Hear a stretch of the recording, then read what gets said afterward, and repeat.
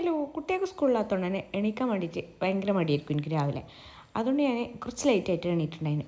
എണീക്കാൻ ലേറ്റായിരിക്കണമെങ്കിലും നമ്മളെ ജോലികൾ പെട്ടെന്ന് തീരണം ഇങ്ങനെയുള്ള ആഗ്രഹമായിരിക്കും.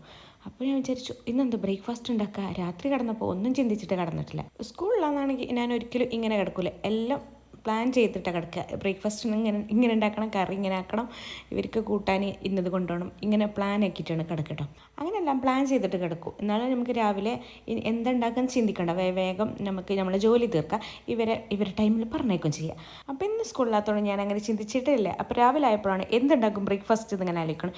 ഇഡലി, പുട്ട്, ദോശ, ഇങ്ങനത്തെ ഐറ്റം, നൂൽപുട്ട്, ഇങ്ങനത്തെ ഒക്കെ ഐറ്റം ഉണ്ടാക്കി മടുത്തു. അപ്പോൾ ഞാൻ വിചാരിച്ചു എന്താ ലഘുവായിട്ട് എന്തെങ്കിലും ഉണ്ടാക്കാൻ. സ്കൂളിലാണെന്നാണെങ്കിൽ ഇങ്ങനെ ചെറിയ ഫുഡൊന്നും ഉണ്ടാക്കി കഴിഞ്ഞാൽ നമുക്ക് സമാധാനം ഉണ്ടാവില്ല. ഇവരെ പറഞ്ഞേക്കുമ്പോൾ ഇവർക്ക് ഇനി ഉച്ചയാണതിന് മുന്നേ വിശക്കുമോ അങ്ങനെയൊക്കെ ചിന്തിക്കും.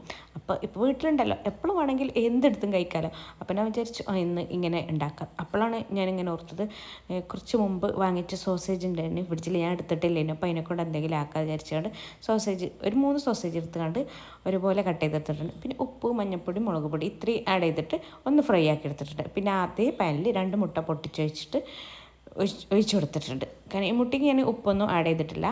എന്നിട്ട് മുട്ട സ്ക്രാമ്പിൾ ചെയ്തെടുത്തിട്ടുണ്ട്. സോസേജിക്ക് ഓൾറെഡി ഉപ്പ് ആഡ് ചെയ്തിട്ടുണ്ടായിരുന്നു. അപ്പോൾ ആ ഉപ്പിൻ്റെ ഇതിലുണ്ടാവും. പിന്നെ നമ്മൾ ബ്രെഡിൽ ഓൾറെഡി ഉപ്പുണ്ട്. പിന്നെ ഞാനേക്ക് മയോണസ്, ടൊമാറ്റോ സോസാണ് ആഡ് ചെയ്യുന്നത്. ഇതിലൊക്കെ അതിൻ്റെതായ ഉപ്പിട്ട് അങ്ങനെ നമുക്ക് 3 ആൾക്കും 2 ബ്രെഡ് ഈച്ച് വീതം എടുത്തിട്ടുണ്ട്.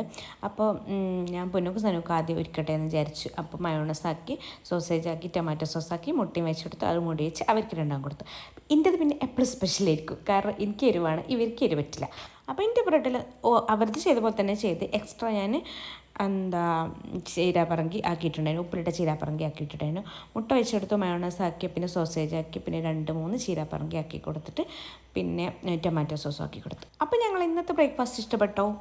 അപ്പോൾ ഇത്രയുള്ളൂ.